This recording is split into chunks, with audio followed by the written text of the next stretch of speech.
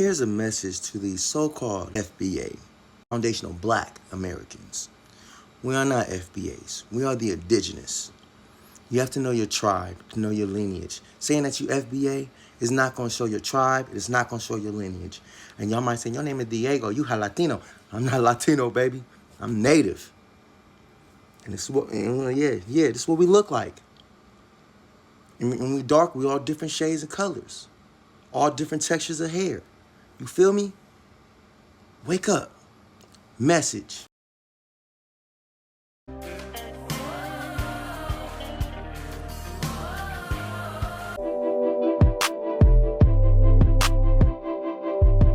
Now look at this.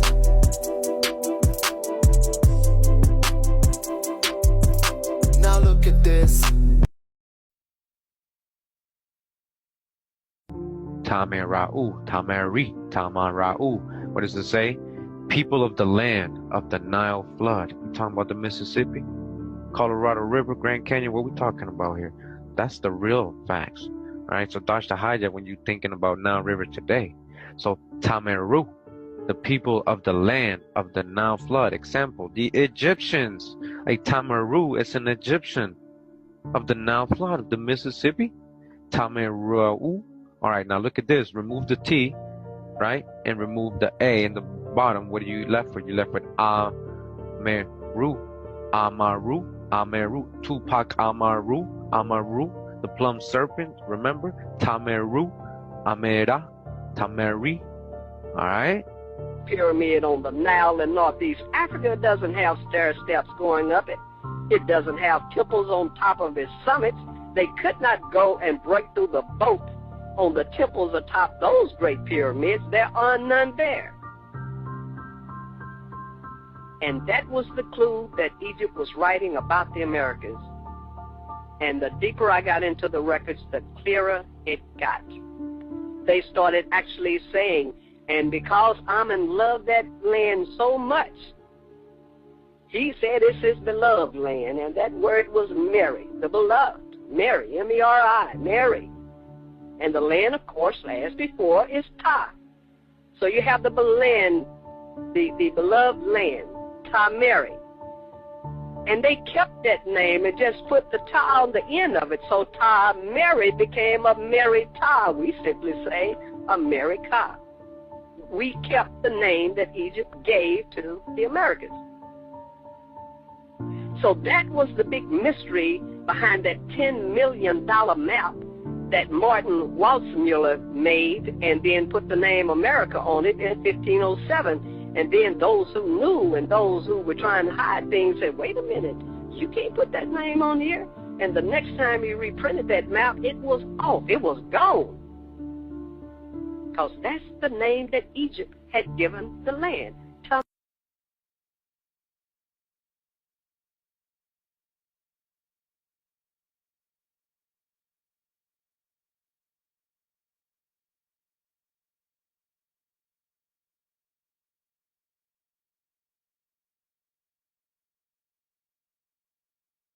Now look at this.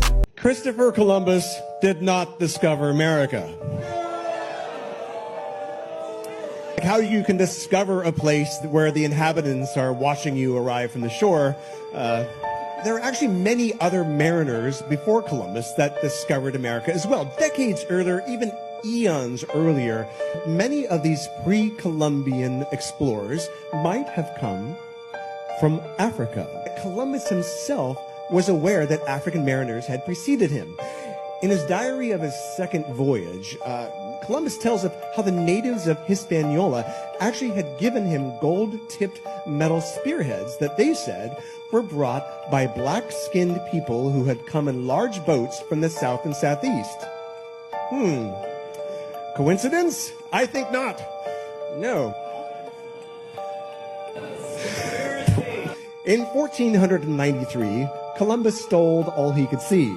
Now, Columbus continued going around whimsically renaming every island he could find. That the origin of these many place names and botanical names in Mesoamerica actually sounded distinctly like other languages in Africa.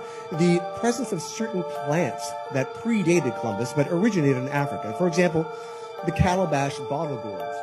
on the Congo estuary. The Portuguese, like Captain Pereira, had heard that African traders were visiting Brazil in the mid-1400s. Islamic historian Amir Hajib reported that voyages west from Mali taking the Canary Current up and around, and then they go over they fall off the edge of the earth, and then they come back and they make landfall back again in Cape Verde. King Constantine Ravenous reported seeing blacks upon reaching the New World. Evidence, including pre-Columbian African skeletons, which have been found throughout the Americas. Now, dating between 800 BCE and 300 CE, they clearly feature three races, and it's depicting black and Indian allies and a battle against white invaders. In southeastern Mexico, there are 18 rock statues of heads up to 11 feet tall that are facing the ocean looking east. Now, archaeologists call them the OLMECS and date from at least 900 BCE when they were mysteriously buried for some reason. The smallest one was 6 tons, so 6 to 50 ton blocks to quarry them and carry them 75 miles away from the quarry, and then carve them and then erect them. Jose Megler Serrano, the archaeologist who first uncovered them, he pointed out that facial features look amazingly like African blacks. Look at how close this is. White people don't think that you could go this is closer compared to more than twice the distance that Columbus sailed. Which state is closest to Africa? Maine. Yeah, geometry. Science. There you go. So you saying we was here before the white man got here? Yes, definitely. Well, how would you constitute? How would you constitute the OLMECS? How would and Blackfoot? You see what I'm saying? So no, that's another history.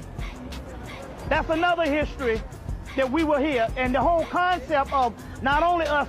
So that whole African American thing is to omit, you see, the indigenous black man of this particular land too. Just after his return from crossing the waters, Malcolm X revealed some very vital, unconventional details on what Negroes, or rather African Americans, were truly considered to be as a nationality of race prior to being called or labeled a Negro. Aborigine, which means what? Black folks. You never find a white aborigine. Aborigines are called natives, or they're always dark-skinned people. You and I are aborigines, but you don't like to be called an aborigine. Malcolm X stated that the rock landed on us after he returned across the waters because he learned new things. He learned that the rock had truly landed on us and that we were from these lands. Dr. Martin Luther King Jr. also stated in his I Have a Dream speech that we are held in exile in our own homeland. The Negro is still languished in the corners of American society and finds himself in exile in his own land.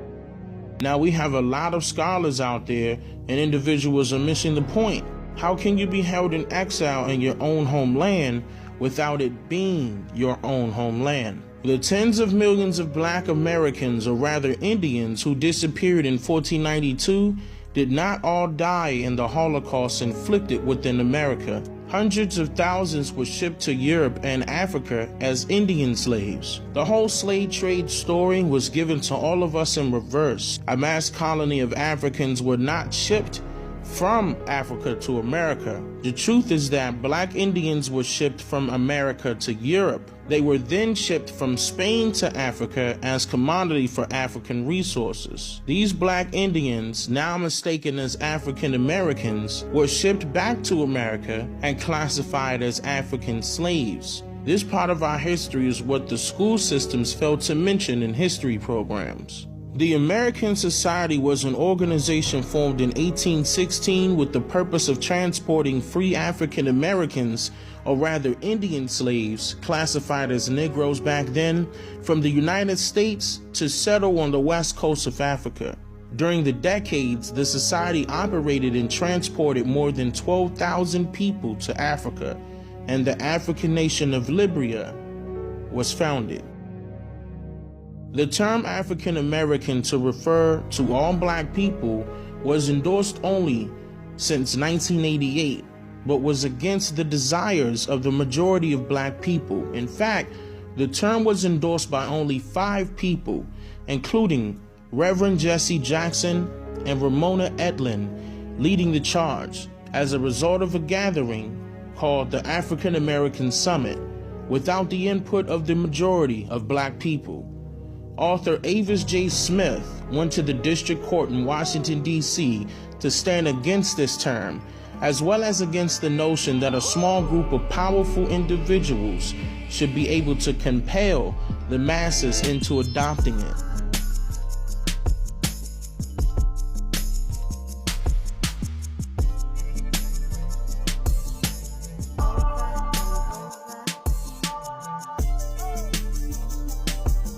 So you saying we was here before the white man? Yes, yes, definitely. Black people, African Americans. They don't come from Africa. They were already here. The black people, they weren't brought over by slaves. They are the original owners of America.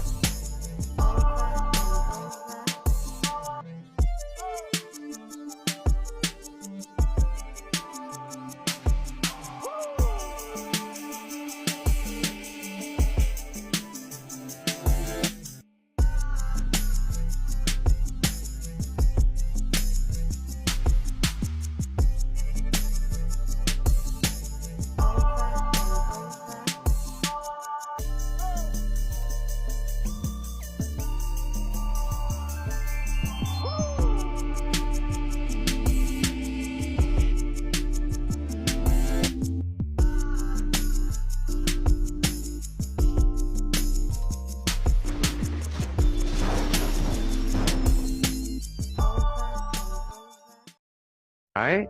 Everyone is told that Africa is the cradle of civilization and that Egypt is its crown. But the Egyptians, the ancient Egyptians themselves was writing about their homeland. And where do you think their homeland is? Where do you think they originated from? Africa doesn't have stair steps going up it. It doesn't have temples on top of its summits. They could not go and break through the boat on the temples atop those great pyramids. There are none there. And that was the clue that Egypt was writing about the Americas. And the deeper I got into the records, the clearer it got. They started actually saying, and because Amun loved that land so much, he said it's his beloved land, and that word was Mary, the beloved. Mary, M-E-R-I, Mary. And the land, of course, as before, is Ta. So you have the land, the beloved land, Ta Mary. And they kept that name and just put the Ta on the end of it. So Ta Mary became a Mary Ta. We simply say America. We kept the name that Egypt gave to the Americans. So that was the big mystery behind that $10 million map that Martin Waldseemüller made and then put the name America on it in 1507. And then those who knew and those who were trying to hide things said, wait a minute, you can't put that name on here. And the next time he reprinted that map, it was off. It was gone. Because that's the name that Egypt had given the land. America.